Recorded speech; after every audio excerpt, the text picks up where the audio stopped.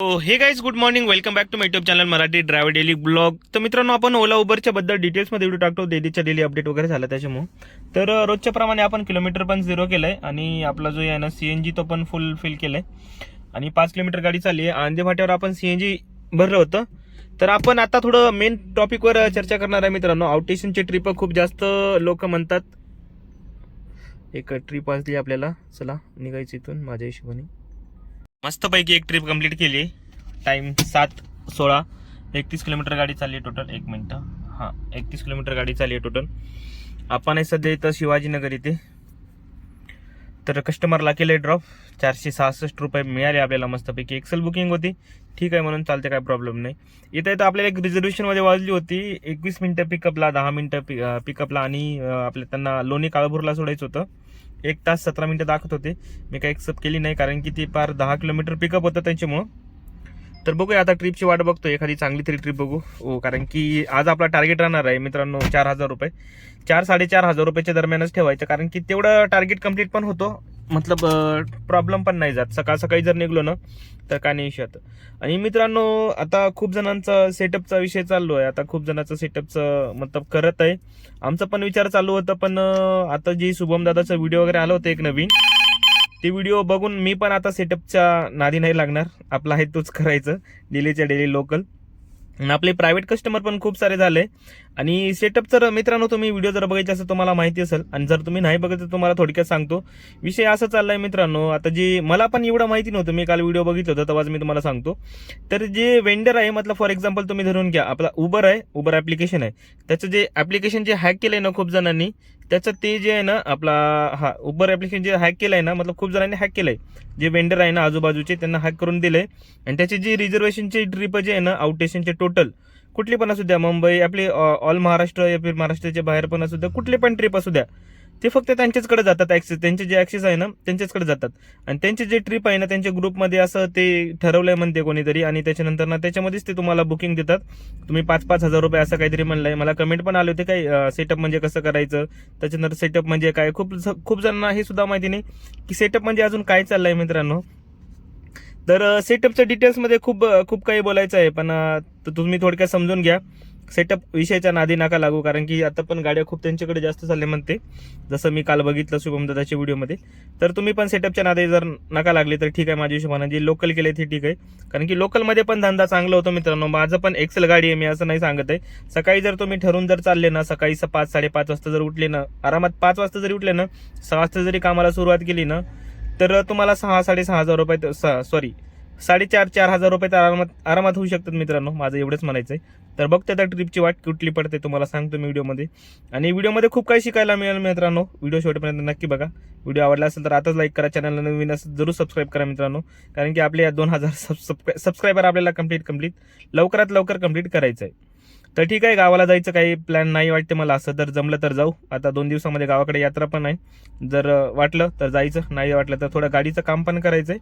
आणि काल आपण ब्रेक पॅड चेंज केलं, तर तुम्ही ते व्हिडिओ बघून घ्या पहिले.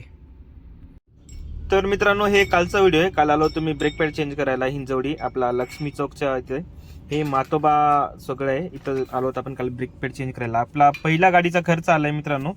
तर हे जे तुम्ही लेफ्ट साईडला बघता ना, हे बघा तुम्ही लेफ्ट साईडला पण पहिले ब्रेक पॅड चेंज करून घ्या. ते बघा पहिले ब्रेक पॅड वगैरे कसं चेंज करतात. आणि खूप जणांना माहिती पण नाही, मला पण माहिती नव्हतं. फर्स्ट टाइमच ब्रेक पॅड वगैरे चेंज करत होतो. दोन्ही पण टायर खोलतात, त्याच्यानंतर ना हे जे आहे ना हे असं असतात, हे पण खूप गरब असतात. हे पूर्ण घासलेलं असतात मित्रांनो, हे असतात ब्रेक पॅड. आणि जे याच्यावर जे असतं ना हे सगळं घासलेलं असते आणि सगळं आवाज वगैरे येत होतं, त्याच्यामुळे ब्रेक पॅड चेंज करून घेऊ. तुम्ही 60,000 मध्ये जरी ब्रेक पॅड चेंज केलं ना तरी काय प्रॉब्लेम नाही येणार. हे दादा मस्तपैकी आपल्याला काहीतरी 2500 रुपये, 2500 रुपयामध्ये ब्रेक पॅड चेंज करून दिलं. आणि आपला गाडी ठोकली होती, तर शॉर्ट व्हिडिओ मी टाकला नाही. तर ह्याचं सगळं तर मला सांगतो व्हिडिओमध्येच. आता मी सगळं डिटेल्समध्ये कसं होतं ते. तर पहिले ब्रेक पॅड वगैरे दोन्ही पण साईडचे चेंज केले. आणि 4 ठिकाणी तुम्ही चर्चा करा. माझं असं म्हणणं होतं, जेव्हा तुम्ही ब्रेक पॅड जेव्हा तुम्ही गाडीचे काहीतरी काम करतात ना, त्याच्यानंतर ना 4 ठिकाणी तुम्ही चौकशी करत जा, त्याच्यानंतर ना तुमची गाडीचे काम करत जा. हा मला मतलब मिनिमम 3-3.5 हजार रुपयाचा ब्रेक पॅड मिळत होता, पण माझ्या मित्राच्या कॉन्टॅक्टनी मला 2500 मध्येच मिळाला. लागलाय सकाळ सकाळी चुना. चहा प्यायला आलो तो, टायरची हवा कमी. बघतोय तर काय पंक्चर आहे टायर फार मोठा. जेव्हा तुम्ही गाडी नवीन घेता तेव्हा तुम्हाला काही प्रॉब्लेम येत नाही. जेव्हा तुम्ही गाडी जसं ओल्ड होत जाते तेव्हा तुम्हाला प्रॉब्लेम चालू होतात गाडीमध्ये. काढू पंक्चर. एक ट्रिप तर आपण कंप्लीट केली आहे मस्तपैकी. तिथून वाजली होती हिंजवडी फेज 1. 300 आय थिंक 350 रुपये दिले आपल्याला.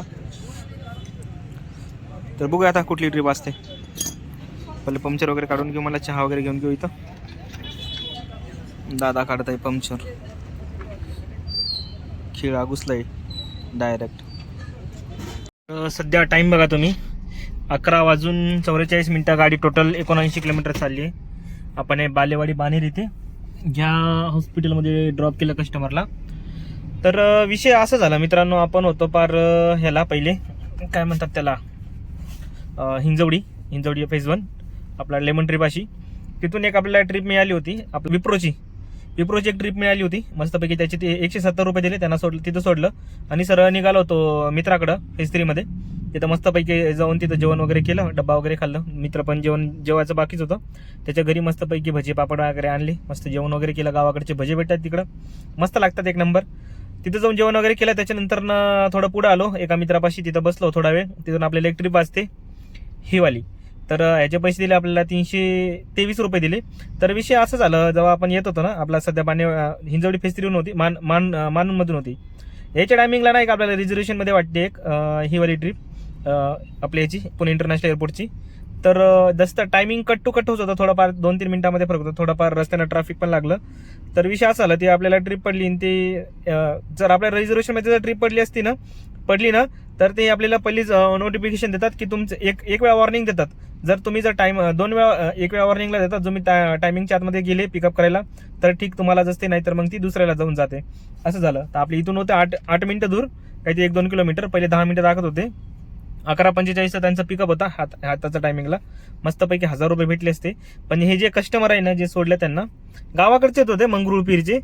तर एवढे बेकार कस्टमर होते ना, विचारू नका. काय विषय नाही आता. पण आता मला कस्टमरचे मी कधी आपले जे खराब जे आहे ना ते पण सांगतो, मतलब खराब जी एक्सपिरियन्स आहे ते पण सांगतो, आणि चांगले असेल ते पण सांगतो. कस्टमरला आणलं मस्तपैकी, तर ड्रॉप केलं.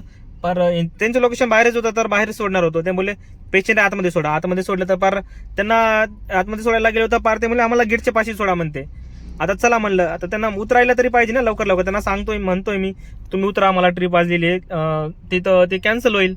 त्यांच्या मनामध्ये मस्त निवांत. ते मागचे पण येणार त्यांची आरामात, त्याला आपल्या खालची सीट वगैरे निवांत एकदम आरामानं उतरत होते, जसं काही त्यांना काही प्रॉब्लेमच नाहीये. आणि पेमेंटच्या टायमिंगला पण कसं झालं, 325 रुपये असते. 325 रुपये मी म्हणलं त्यांना. 323 रुपये होते काहीतरी, 22 पैसे आणि 69 पैसे होते काहीतरी. तर त्यांना म्हणलं की 325 करा. थांबा, मला चेक करू द्या म्हणलं पहिले किती आहे ते. चेक केल्यावर सांगते की 323 आहे म्हणून. 322 आहे म्हणलं. 322 नाही 323 करा म्हणलं. आता मला सांगा, तुम्ही बुक करताय मस्त, आम्हाला मान्य आहे. मी राऊंड फिगर सांगत असतो पैसे कधी पण कस्टमरला, असं नाही. मग कमी जर असेल ना, असे जर कमी असेल ना, मतलब 21 रुपये असेल, फिर त्याच्यानंतर वरी पैसे वगैरे असेल तरी मी राऊंड फिगर सांगतो. 25 to 25, 30 to 30, 10 ते 10, 15 ते 15 असं कधी पण मी राऊंड फिगर सांगतो. आणि कस्टमर ते बोलले चेक करू द्या. मग चेक करायला त्याला 2 मिनिटं लागले. त्याच्यानंतर त्याला पेमेंट होत नव्हता. परत 2 वेळा स्कॅनर दिलं. ह्याच्यामध्ये टायमिंग माझं खूपच जास्त गेला आणि ते ट्रिप पण निघून गेले मित्रांनो.